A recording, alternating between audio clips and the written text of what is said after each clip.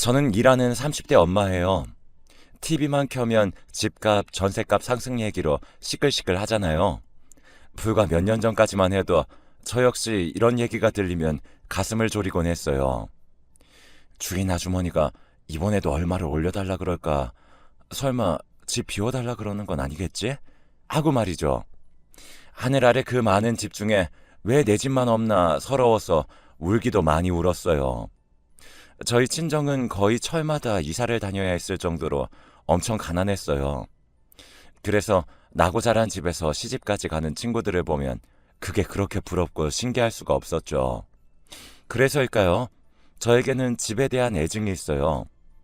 그래서 직장 생활을 시작하면서부터 바로 청약 적금부터 들었어요. 언젠가 꼭 내 손으로 내 집을 장만하겠다는 바람으로요. 하지만 흙수저 중에 흙수저인 저에겐 내 집 마련은 꿈도 못 꿀 일이었죠. 남편과 둘이서 죽어라 맞벌이를 해도 감당이 안 될 정도로 집값은 손에 닿기도 전에 쑥쑥 올랐으니까요. 그래서 거의 포기하다시피 했었는데 생각지 않은 셋째를 임신하게 되면서 이번 생에는 불가능할 줄 알았던 내 집 마련에 성공했지 뭐예요. 그 어렵다는 청약이 당첨됐거든요. 이게 다 삼신 할머니 덕분이었죠. 제가 셋째를 가졌다는 말에 없는 집에서 애는 뭐하러 많이 낳냐고 비아냥대던 사람들은 애들 덕분에 아파트 청약이 당첨됐다고 하자 다들 엄청 부러워하더라고요. 그래서 이제는 고생 끝 행복 시작이다 생각했는데 알고 보니 이게 불행의 시작이었더라고요. 청약 당첨과 동시에 그동안 제가 알지 못했던 사건들이 하나둘 수면 위로 떠올랐거든요. 설마 내 인생의 운을 청약 당첨에 모두 써버린 탓에 이런 시련을 당하게 된 건 아닐까 생각했을 정도였죠. 그때를 떠올리면 지금도 치가 떨릴 정도로 하루하루가 지긋지긋했어요. 살고 싶은 생각이 안 들 정도로요. 솔직한 심정으로 애들이 아니었으면 어떻게 버텼을지 상상도 안 되네요. 그럼에도 생각조차 하기 싫은 그때를 떠올리며 이렇게 사연을 보내는 건 이번 기회에 다 털어내고 이제는 아이들과 함께 새로운 삶을 시작하고 싶어서요. 새 술은 새 부대에 담아야 하는 거니까요. 그럼 저희 집 얘기를 시작해 볼게요.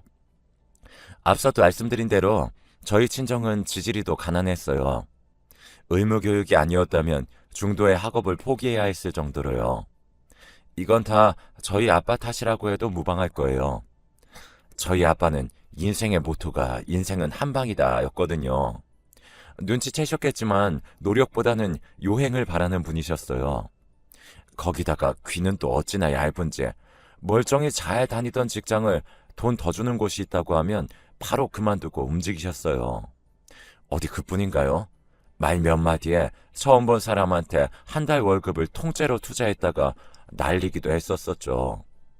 누가 봐도 안 될 자리에 빚까지 얹어서 가게를 차렸다가 쫄딱 망하기도 했어요. 그러면서 늘 입버릇처럼 인생은 한방이라고 노래를 부르셨죠. 반면에 엄마는 뿌린 대로 거둔다는 신념으로 세상을 사는 분이셨어요. 옆에서 아무리 떠들어도 저희 엄마는 자신이 땀 흘려 버는 것 외에는 어떤 요행도 바라지 않으셨어요. 하루하루 착실히 일해서 받은 월급이 세상에서 가장 값진 돈이라고 믿는 분이셨거든요. 그러니 이런 엄마 눈에 아빠가 얼마나 한심해 보였겠어요. 그러니 아빠가 콩으로 매주를 쓴다고 해도 엄마는 절대 믿지 않았죠. 아빠는 그런 엄마가 야속하고 답답해 보였을 테고요. 그러니 집안의 싸움이 끊이지 않았을 수밖에요.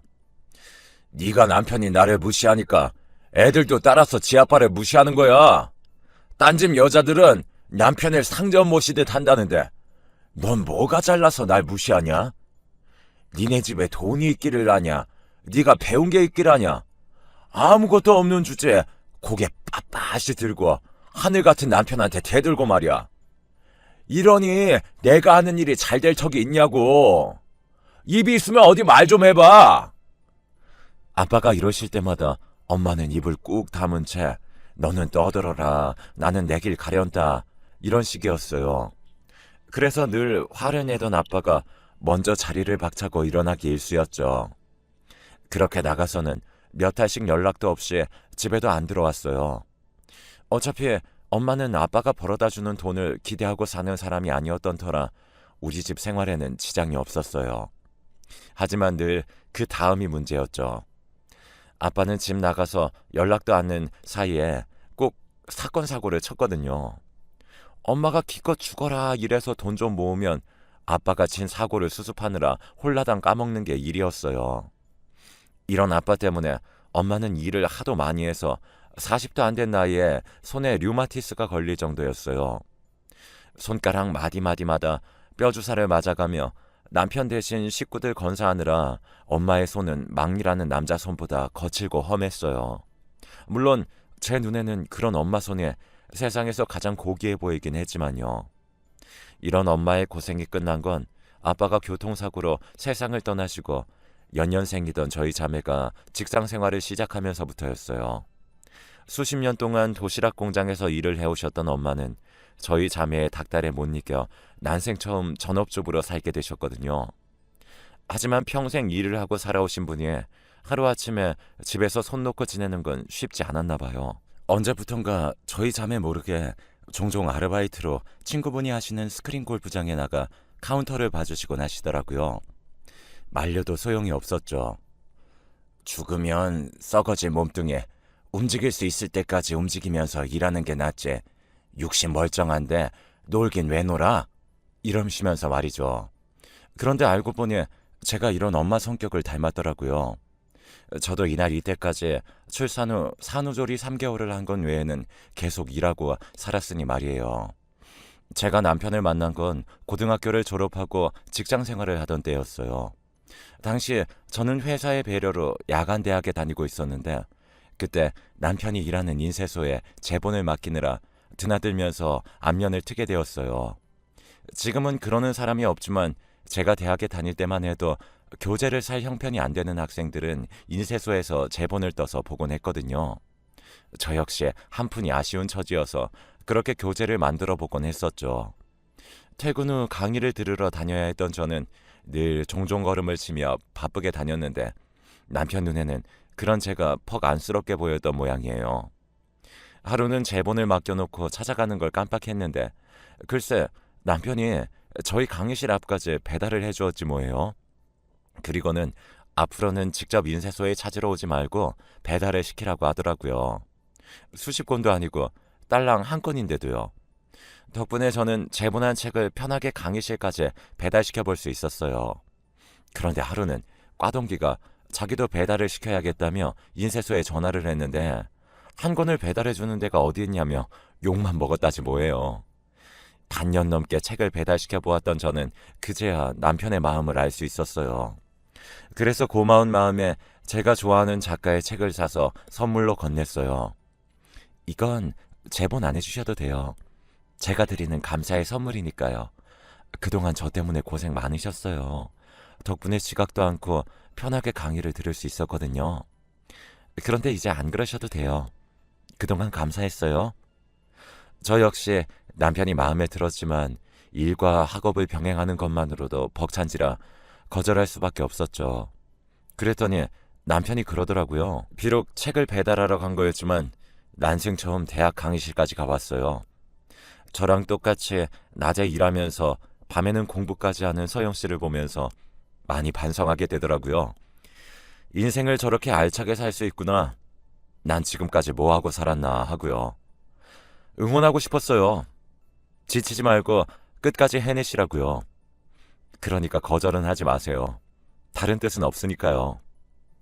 그날 이후 괜한 말을 꺼내서 서로 불편해진 것 같아 한동안 인쇄소를 찾지 않았어요. 그런데 남편이 어떻게 알았는지 제게 필요한 교재를 제본해서 강의실로 가져왔더라고요. 제 동기들은 다 제본을 맡기러 왔는데 저만 안 오길래 한 권 더 만들어뒀다는 거예요. 그러면서 불편한 마음은 알겠지만 졸업하는 날까지는 제본을 맡기라고 하더라고요. 불편한 건 한순간이었지만 그렇게 얻은 책으론 1학기를 볼 수 있는 거 아니냐면서요. 직접 찾아와서 이렇게까지 말해주는데 피해서 뭐 하겠냐 싶어서 그 후로 전처럼 남편에게 제본을 맡겼어요. 그렇게 2년의 시간이 흘러 드디어 졸업을 하게 되었어요. 비록 야간 전문대 졸업에 불과했지만 제겐 서울대를 졸업하는 것만큼이나 벅찬 순간이었어요. 강의 시간에 맞춰 퇴근을 하느라 매일 직장에서 눈치를 보며 애를 태웠던 일과 쏟아지는 잠을 참으며 허벅지를 꼬집으며 강의를 들었던 일, 매 학기 등록금을 마련하느라 허리띠 졸라가며 생활했던 건 물론 교재조차 척하면 척척 사보지 못해 제본을 하러 다니던 일까지 주마등처럼 흘러가더군요. 잘 버텼다고 스스로 칭찬을 해주었죠. 그런데 하필 이 순간 떠오르는 얼굴이 하나 있더라고요. 바로 남편이었죠. 지난 2년간 저를 응원하며 강의실까지 배달을 자처했던 남자가 그렇게 그리울 수가 없었어요. 졸업식이 끝나면 다시 볼 일이 없어서 더 그랬는지도 모르겠어요. 그래서 졸업식장에 찾아온 엄마랑 여동생을 먼저 집에 보내고 남편이 일하는 인쇄소를 찾아갔어요. 남편은 평소처럼 인쇄물을 정리해 포장을 하고 있더라고요. 그러다 저를 발견한 남편은 제 손에 들린 졸업장을 보고는 환하게 웃으며 축하한다고 말해주더라고요. 그리고 잠시 정적이 흘렀어요. 오늘 이 순간이 지나면 다시 볼 수 없다는 걸 서로가 잘 알고 있었거든요. 그래서 서로 눈도 못 마주치고 서먹하게 마주 서 있는데 그때 인쇄소 사장님이 나오셔서 그러시는 거예요. 아, 뭐야. 애인 졸업식인데 싸게 가서 짜장면이라도 한 젓가락 해야지. 그러자 얼굴이 새빨개진 남편은 제 눈치를 보며 허둥지둥했어요. 아, 사장님, 그런 거 아니에요. 애인이라뇨. 절대 아니에요. 아따, 나도 눈치가 있는 사람이요. 춘향이가 몽룡이 기다리는 거 맨키로 이 아가씨 지나갈 시간만 되면 요래 목을 빼고 골목길만 보던 놈이 아니 게 무엇이 아니여? 귀신을 속여 이놈아. 딱 본게 둘은 천생 명분이여. 근게 재고 말고 할 것 없이 사겨. 결혼까지 하면 더 좋고. 사장님은 껄껄 웃으시며 남편을 조기 퇴근시켜주셨어요. 얼떨결에 함께 밥을 먹게 된 우리는 사장님 조언에 따라 근처 중국집에 들어가 짜장면을 먹었어요. 첫 데이트에 짜장면이라니 최악의 메뉴 선정이었지만 그래도 그날 먹었던 짜장면이 세상에서 가장 맛있었던 짜장면으로 기억되네요. 이제 막 시작하는 연인들이 먹기엔 좀 껄끄러운 음식이지만 말이에요. 아무튼 짜장면 데이트를 시작으로 우리는 정식으로 사귀게 되었어요. 서로 넉넉하지 않은 처지라는 걸 잘 알고 있어서 분에 넘치는 사치를 부릴 일도 없고 체면치레하느라 돈을 낭비할 일도 없었어요. 어쩌면 둘 다 결혼을 염두에 두고 있어서 더 그랬는지도 모르겠네요. 그렇게 3년 정도 연애를 한 우리는 전셋집 보증금이 마련되자 더 시간 끌 거 없이 결혼을 했어요. 어차피 부모님들께 손 벌릴 처지도 아니었기에 우리가 가진 돈 안에서 전셋집과 살림살이를 준비해야 했어요. 둘 다 맞이라서 특히나 각자의 집에 부담을 지우고 싶지 않았거든요. 밑으로 동생들도 있고 부모님 노후도 생각해야 했으니까요. 엄마는 저희 부부의 그런 결정에 대해 별 말씀은 없었어요. 다만 결혼식 전날 밤 제게 그러셨죠. 살다 보니 크게 넘어지는 날이 한 번 있더라. 그때 비빌 언덕이 있으면 얼마나 힘이 되고 든든한지 모른다. 그러니 힘든 일 생기면 찾아와. 혼자 마음 상해가며 애쓰지 말고. 그날 엄마의 그 한마디가 그렇게 힘이 될 수가 없었어요. 내 뒤에는 엄마가 든든하게 버티고 있으니 세상 두려울 게 없었죠. 그렇게 저는 집을 떠나 본격적으로 신혼집에서 결혼 생활을 시작했어요. 남편은 그동안 제가 봐온 그대로 성실하고 검소한 사람이라 저와는 결이 잘 맞았어요. 그래서 둘 사이의 문제로 싸우는 일은 없었죠. 다만 시댁 문제로 종종 말다툼을 벌이긴 했지만요. 늘 화근이 되는 건 시누이였어요. 제 여동생과 동갑인 시누이는 20대 중반까지도 제 손으로 돈 한 번 벌어본 적 없는 인간이었어요. 그런 주제에 홈쇼핑이랑 인터넷 쇼핑을 어찌나 해대는지 시댁에 가보면 택배 박스가 잔뜩 쌓여있을 정도였죠. 환갑이 된 엄마가 간병인으로 일을 하며 번 돈을 방구석에 앉아서 철없이 쓰는 모습에 제가 다 화가 나더라고요. 그동안 남편이 한두 번 말을 했던 게 아니었어요. 심지어 대판 싸운 적도 몇 번 있을 정도였죠. 그런데도 그때뿐이에요. 정신 못 차리고 제 몸뚱이 치장하는 데만 정신을 팔고 사는 거죠. 그런데 가만 보니 어머님이 딸을 그렇게 키운 거더라고요. 남자는 공부 많이 하면 성공이라도 하지. 여자는 공부 많이 하면 오히려 고생만 하고 살아. 여자는 그저 몸매 관리 잘하고 예쁘면 그게 성공하는 거야. 얼굴 예뻐 봐라. 돈 많은 남자들이 줄을 서는데 뭐하러 기를 쓰고 공부하니? 예. 우리 영진이는 가만히 놔둬도 돈 많은 남자 만나 잘 살 거야. 그러니 괜히 일하라는 소리 마라. 돈은 내가 벌어서 먹고 살면 되니까. 이게 말이 되는 소린가요? 나이든 엄마는 일하고 사지 멀쩡한 자식은 놀고 먹는다는 게, 게다가 예쁘면 성공하는 거라뇨. 아니, 요즘 세상에 어떤 정신 나간 남자가 얼굴 하나 보고 결혼을 해요.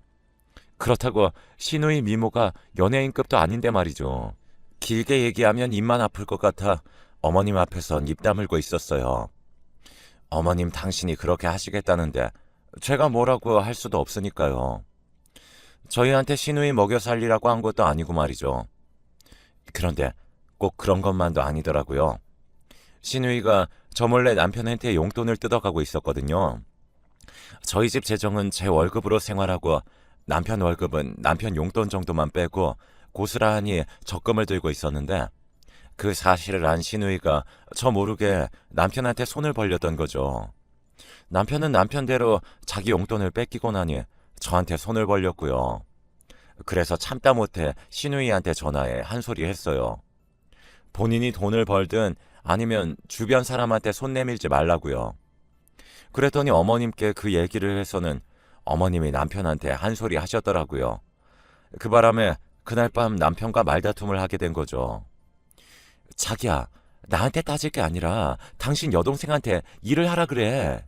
이게 말이 되냐고. 한두 살 먹은 애도 아니고 어떻게 30을 바라보는 나이인데 가족들한테 용돈을 받아 살 생각을 해? 집에만 가봐. 일도 안 하면서 옷이며 화장품이며 그 비싼 것들을 쌓아놓고 사는 거, 이게 제정신이냐고. 아무튼 앞으로 나는 아가씨한테 10원 한 장 줄 생각 없으니까 당신도 똑바로 해. 알아들어? 비슷한 일로 몇 번 말다툼을 벌인 뒤에야 더는 그런 일이 일어나지 않았어요. 그래서 지지고 볶든 시댁 안에서 해결을 하는가 보다 했죠. 그런데 그게 아니었어요. 둘째 출산 후 회사에 복귀하면서 친정엄마한테 애를 둘이나 맡기게 된 저는 아무래도 나이든 엄마한테 너무 큰 짐을 지우는 것 같아서 재택근무가 가능한 일로 전업을 꽤 하고 있었어요.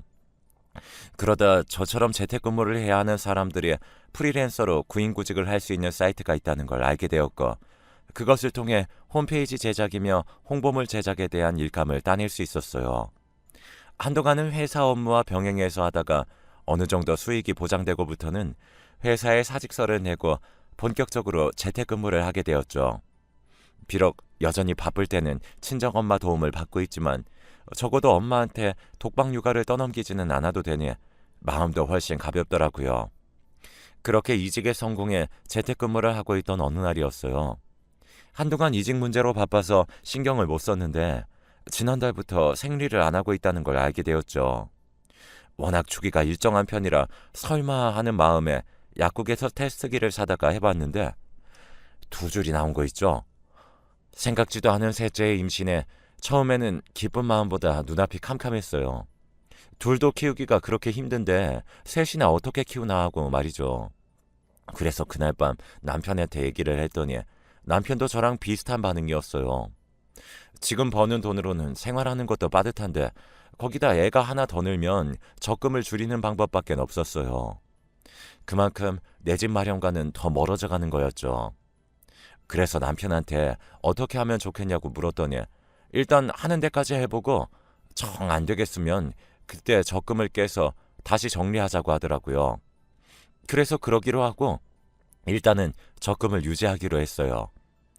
그렇게 시간은 흘러 드디어 출산일이 다가왔고 8시간 진동 끝에 아들을 낳았어요. 위로 딸만 둘이라 아들 소식에 어머님이 특히 좋아하셨어요. 그런데 얼마 뒤에 생각지도 못한 행운이 찾아왔지 뭐예요. 아파트 청약에 당첨된 거예요. 결혼하고 8년 동안 매번 탈락해서 우리는 아파트에 살 팔자가 아닌 건가 했었는데 셋째가 태어나면서 가산점이 붙어서 당첨이 된 거였죠. 꿈에 그리던 내 집 마련 기회에 하늘을 날 듯이 기뻤어요. 그런데 누구보다 기뻐해야 할 남편이 얼굴이 하얗게 질려있지 뭐예요. 자기야, 자기는 안 기뻐? 드디어 우리 집이 생기는 거야. 그것도 아파트가 생기는 거라고. 계약일이 언제지? 계약할 때 돈은 얼마나 넣어야 하나? 중도금도 있어야 하는데 우리가 뭐하든 적금으로 될까? 자기야, 적금 통장에 얼마 들어있지 지금? 그때였어요. 남편이 땅이 꺼져라 한숨을 푹 쉬더니 그러더라고요. 미안해. 진작 말하려고 했는데 그 적금 해약했어. 엄마가 급하게 돈이 필요하다고 그래서. 그게 무슨 소리야? 어떻게 나한테 말 한마디도 없이 그럴 수가 있어? 그럼 한 푼도 없는 거야? 그 돈을 다 어머님 드렸다고? 알고 보니 신우이가 돈 많은 남자와 사귀게 됐는데 그 남자를 놓치기 싫어서 가슴 수술이며 얼굴에 온갖 시술을 했던 모양이에요. 그것도 제대로 해야 된다고 청담동에 연예인들이 다닌다는 성형외과를 찾아가 비싼 돈을 쳐들었던 거죠. 제 남편한테는 집주인이 보증금을 올려달라고 해서 급하게 빌려달라고 거짓말을 하고서는 말이죠. 나중에야 그 사실을 한 남편이 돈을 돌려달라고 했지만 돈 나올 구멍이 어딨나요? 결국 남편만 벙어리 냉가슴으로 지내왔던 거죠. 그 얘기를 듣고 나니 도저히 참을 수가 없었어요. 그동안 길을 쓰고 열심히 산 사람이 그랬으면 말을 안 해요. 평생 돈 한 푼 안 벌고 쓰기만 했던 인간한테 피 같은 우리 돈이 들어갔다고 생각하니 피가 거꾸로 솟구치더군요. 그래서 신우이한테 전화했어요. 다 필요 없고 당장 그 돈 돌려달라고요. 그랬더니 글쎄 뭘 하는지 아세요? 그깟 몇천 가지고 더럽게 유세네. 언니, 저 곧 결혼해요. 결혼하면 우리 그이가 다 갚아줄 테니 걱정 붙들어 매시라고요. 내가 이자까지 다 쳐서 줄 테니까. 뭐요? 그걸 지금 말이라고 해요? 난 아가씨가 콩으로 매주를 쓴다고 해도 절대 못 믿어요. 하다못해 각서 써서 공증이라도 받아둬야겠어요. 안 그럼 법적으로 처리하고요. 제 말에 신우이는 그깟 각서 100번, 1000번이라도 써주겠다며 큰 소리를 치더라고요. 그래서 하루 날 잡아서 신우이한테 각서를 받고 따로 공증을 받아두었어요. 첫 대금은 결혼식 때 축의금으로 들어온 걸 받겠다고 했고요. 그런데 그 얘기를 들은 어머님이 그날 저희 집에 찾아와 난리를 치지 뭐예요. 네가 그러거든 인간이냐? 올케가 돼서 결혼 준비로 바쁜 애를 불러다가 각서를 쓰게 해? 오빠가 돼선 여동생 결혼하는데 돈 좀 해줬다 셈치면 그만이지. 기어이 그걸 받겠다고 각서를 써? 니네 친정에서는 그렇게 가르쳤니? 당연히 아니죠. 저희 친정 부모님은 어머님처럼 자식한테 허황된 꿈 꾸라고 가르치지 않으셨거든요. 반반한 얼굴 하나 믿고 남의 인생에 무임승차하는 건 죄라고 가르쳤어요. 자기 힘으로 열심히 벌어서 떳떳하게 쓰고 살라고요. 그러니까 어머님이나 자식 교육 똑바로 시키세요.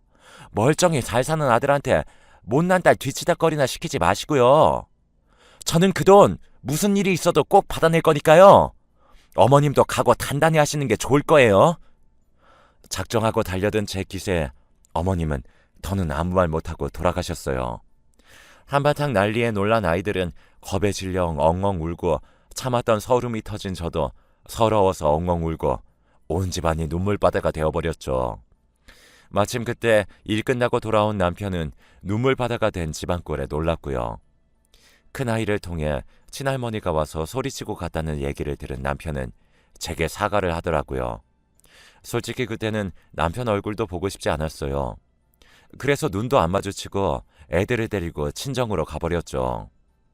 그렇게 하루 이틀이 지나자 남편이 측은하게 느껴지더라고요.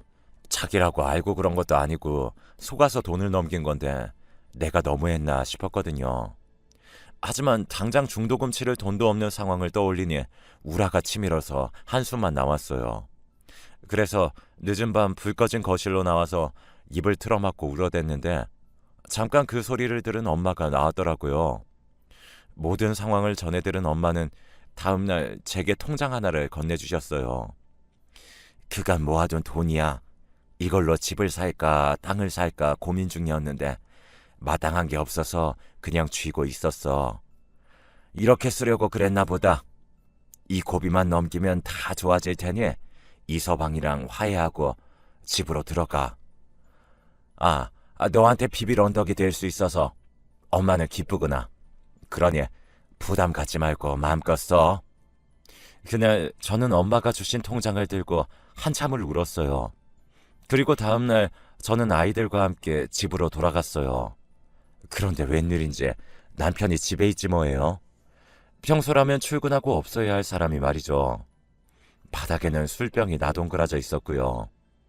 평소 술도 잘 안 마시는 사람이 저랑 싸우고 속상해서 마셨나 했는데 인쇄소가 문을 닫았다지 뭐예요. 경기가 안 좋다 보니 달력을 찍는 은행이나 회사가 줄어들었다는 얘기는 들었지만 그렇다고 인쇄소가 문을 닫게 될 줄은 몰랐어요. 오랜 시간 함께 일해온 사장님이 더는 버틸 여력이 없으시다며 문을 닫자고 했다더군요. 모아둔 돈도 여동생한테 날리고 직장까지 잃게 된 남편은 순식간에 무너져 버렸어요. 그날 이후 방에 틀어박혀 밥도 안 먹고서 계속 잠만 자더군요. 그래서 도저히 이렇게는 안 되겠다 싶어서 아이들을 엄마한테 맡겨두고 남편을 데리고 밖으로 나왔어요. 그리곤 이혼 서류를 내밀고 소리쳤죠. 자기, 이 자리에서 결정해. 나랑 이혼할 거야 말 거야? 지금처럼 이러고 살 거면 당장 서류에 사인하고 앞으로 정신 차리고 제대로 살 거면 서류 찢어버릴게. 어떡할까? 당신이 직접 결정해. 난 돈 못 버는 남자는 용서해도 살 의지가 없는 남자는 용서 못해. 실직했다고 하늘이 무너지니? 그날로 인생이 끝나냐? 자기는 한 여자의 남편이고 새 아이의 아빠야. 그런데 이렇게 나약하게 굴 거야? 살다 보면 누구나 한 번은 넘어져. 그땐 일어나면 돼. 훌훌 털고 다시 일어나서 걸어가면 된다고. 내가 도와줄게. 내 손 잡고 가자. 응? 그러자 남편은 제가 내민 손을 잡고는 서럽게 울었어요. 그런 남편의 등을 토닥여주며 저도 함께 울었죠. 그날 이후 남편은 구직 활동에 나섰어요.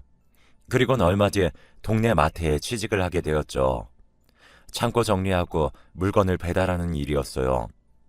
비록 전보다 벌이는 못했지만 그래도 다시 일할 곳이 있다는 게 남편에게 힘이 되는 것 같았어요. 그리고 얼마 뒤 신우이의 결혼식이 되었어요. 저는 전투에 나가는 심정으로 남편과 함께 결혼식장으로 향했죠. 상견례조차 안 하고 바로 식을 올린 거라 신랑 얼굴을 식장에 가서야 처음 보게 되었어요. 제 남편보다 13살이나 많은 남자로 이혼 경력이 3번이나 있더군요. 워낙 돈이 많아서 젊은 여자들이 따르는 모양이었어요.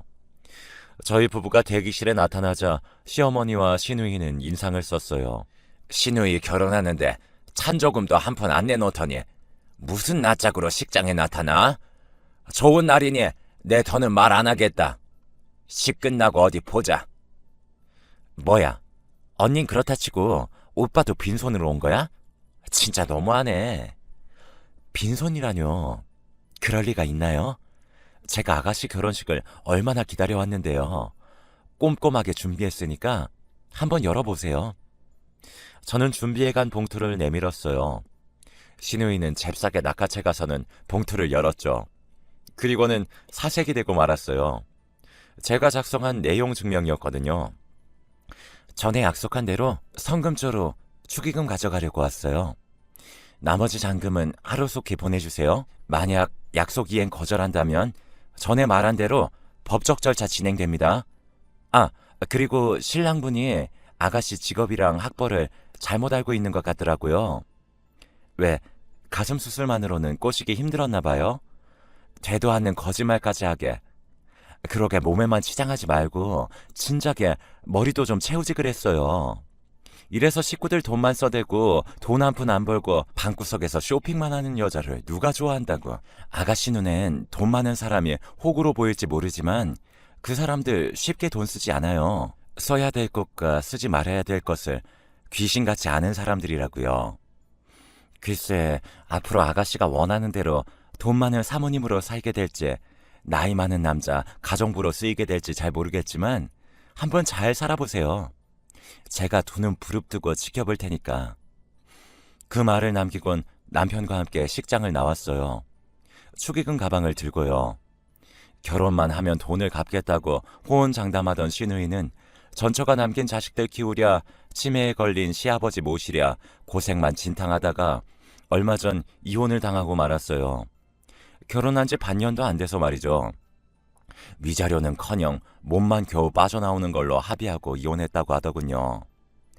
여자는 얼굴만 예쁘면 성공이라고 딸 자식한테 가르치던 시어머니는 결국 남들은 노후를 즐길 나이에 여전히 딸내미 뒷바라지를 하며 살고 계시고요. 그리고 저희는 내년 봄에 아파트에 입주할 예정이에요. 엄마한테 받은 돈은 조금씩 갚아나가고 있고요. 부부가 밤낮으로 열심히 벌고 있으니 언젠가 다 갚는 날이 오겠죠. 그때까지는 지금처럼 열심히 일하며 살아보려고요. 지금까지 제 사연 들어주셔서 감사드려요. 여러분 모두 마음